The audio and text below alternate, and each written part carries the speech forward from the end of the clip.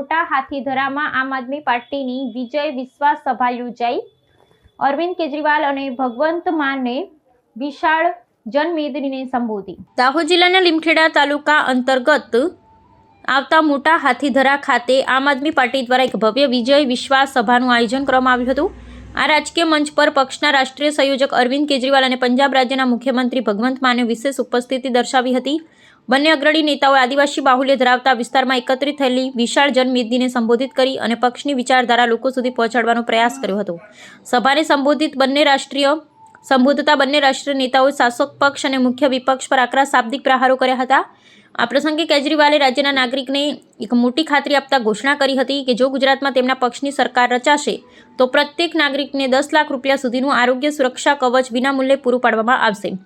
તેમણે વર્તમાન વ્યવસ્થા પર વેધક પ્રશ્ન ઉઠાવતા જણાવ્યું હતું કે જો રાજકીય મંત્રીઓની તબીબી સારવાર સરકારી ખર્ચે નિઃશુલ્ક થઈ શકતી હોય તો દેશના અન્નદાતા એવા ખેડૂતોને પણ આ સુવિધાનો લાભ સમાન ધોરણે મળવો જ જોઈએ। આ મહત્વપૂર્ણ જનસભાના મંચ પર પક્ષના પ્રદેશ અધ્યક્ષ ઈસુદાન ગઢવી અને ડેડિયાપાડા વિધાનસભા ક્ષેત્રના ધારાસભ્ય ચૈત્ર વસાવા સહિતના પ્રાદેશિક અગ્રણીઓએ પણ હાજરી આપી હતી। આદિવાસી પટ્ટામાં આયોજિત આ સભાને પગલે સ્થાનિક નાગરિકો અને પક્ષના પાયાના કાર્યકરોમાં ભારે ઉત્સાહનું મોજું જોવા મળ્યું હતું।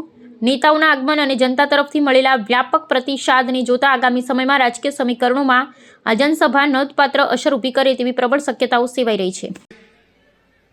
आदिवासी समाज के बीच में आदिवासी इलाके में आके आप सब लोगों से मिलके बहुत अच्छा लग रहा है। दोस्तों, पिछले 30 साल में भारतीय जनता पार्टी ने कांग्रेस के साथ मिलके गुजरात को लूट लिया, लेकिन सबसे ज्यादा उन्होंने आदिवासियों को लूटा है। सबसे ज्यादा उन्होंने आदिवासी समाज के ऊपर अत्याचार किया है। आज पूरे गुजरात के अंदर सबसे गरीब, सबसे शोषित और सबसे पिछड़ा आदिवासी समाज है। तुम्हारे ही पैसे हैं वो। इन्होंने कौन सा कोई कपास बेची है, मूंगफली बेची है इन्होंने? तुम्हारा ही लूटा हुआ माल है वो। इसलिए इनको सबक सिखाना बहुत जरूरी हो गया। तो भाजपा वाले और कांग्रेस वाले आपस में मिले हुए हैं। कांग्रेस को वोट दोगे, समझ लो भाजपा के पास चली गई, क्योंकि उनका एमएलए उनमें शामिल हो जाता है। तो हम आपकी लाखों वोट लेके शामिल हो जाता है वो उधर, तो आपकी लाखों वोट बीजेपी को चली गई, हालांकि आपने बीजेपी के खिलाफ वोटिंग की थी।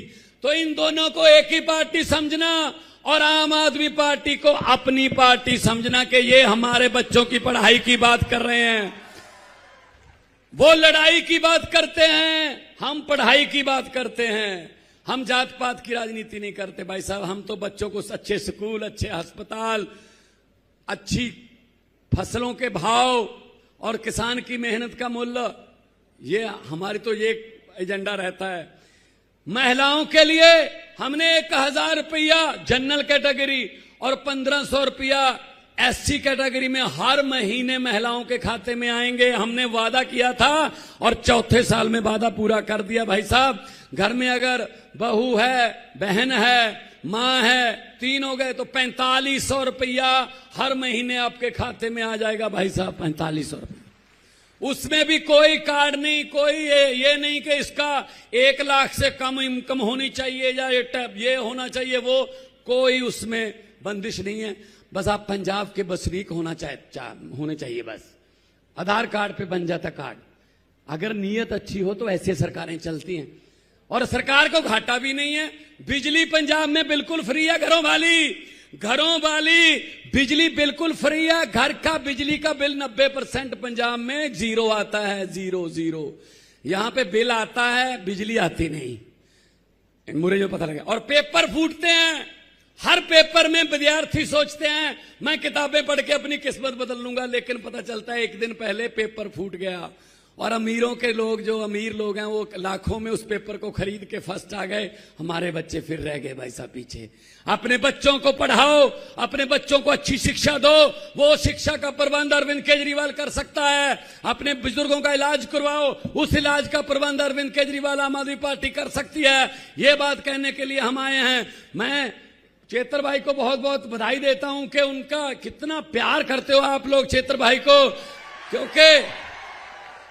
क्योंकि ये आपके लिए सीना तान के खड़े हो जाते हैं। कोई आए अफसर कोई जमीन पे कब्जा करने आए, कहते मेरे पे पर्चा कर, मुझे जेल में डाल, लेकिन मैं जमीन नहीं जाने दूंगा, लेकिन मैं इस किसान के साथ करूं। कोई बात नहीं, इनको करने दो पर्चे। हम वो पत्ते नहीं जो शाख से टूट के गिर जाएंगे, हम वो पत्ते नहीं। सुन लो, बीजेपी वाले भी आए होंगे, 2-4 तो आए होंगे, सुनने के लिए आए होंगे। हम वो पत्ते नहीं जो शाख से टूटकर गिर जाएंगे। आंधियों को कह दो जरा औकात में रहें, जरा औकात में रहें।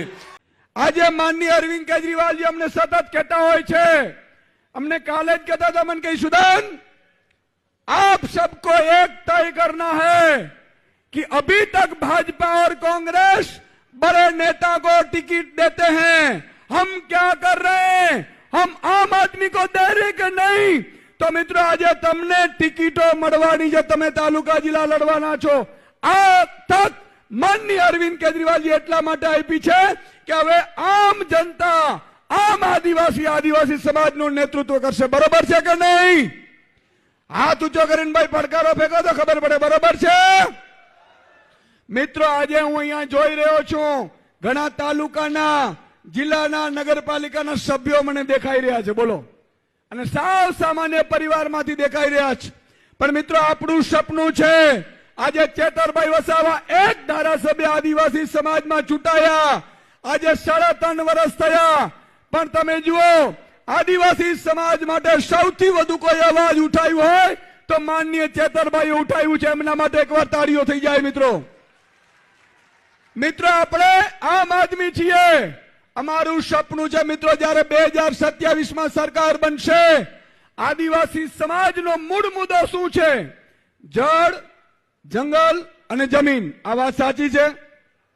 સાચી છે મિત્રો? આજે ચેતરભાઈ વસાવા જેલમાં કેમ ગયા હતા ખબર છે?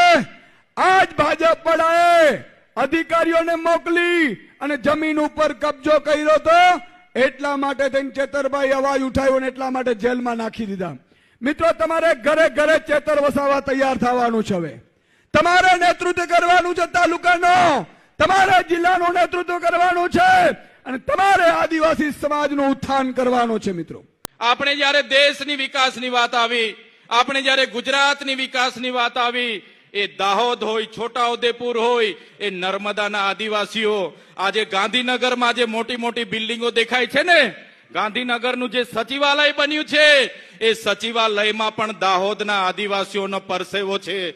આજે અમદાવાદની હાઈકોર્ટ બની છે, આજે કલેક્ટર કચેરી બની હોય, એસપી કચેરી બની હોય, કે આજે સેશન કોર્ટ હોય, કે જેટલી પણ કોર્ટો બની હશે, આજે જેટલા પણ કોરિડોર બન્યા છે, જેટલા પણ રેલવે બન્યા છે, જેટલા પણ એરપોર્ટ બન્યા છે, જેટલા પણ ડામર રોડ બન્યા છે, એ તમામ વિકાસમાં જો કોઈનું યોગદાન હોય તો એ અમારા દાહોદના આદિવાસીઓનો એમાં પરસેવો છે, પરસેવો।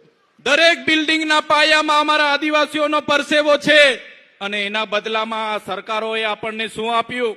આઝાદીના 78 વર્ષ થઈ ગયા। પહેલા 50 વર્ષ કોંગ્રેસનું શાસન હતું, હમણાં 30 વર્ષથી ભારતીય જનતા પાર્ટીનું શાસન છે। આજે આપણે શિક્ષકો માટે આંદોલન કરવાનું કે સાહેબ અમને શિક્ષકો મૂકી આપો। આજે શાળાઓ માટે આપણે આંદોલનો કરવાના કે અમારી શાળા બનાવી આપો। આજે નોકરીઓ માટે શિક્ષિત બેરોજગારો આંદોલન કરે, આજે આપણા ખેડૂતો આંદોલન કરે।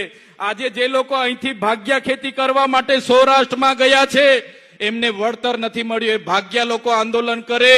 આજે આપણા વિસ્તારમાં આપણા અધિકારો માટે આંદોલન થાય, નર્મદાનું પાણી અહીંયા મળે એના આંદોલન થાય, નળ સે જલનું પાણી પીવાનું મળે એના આંદોલન થાય।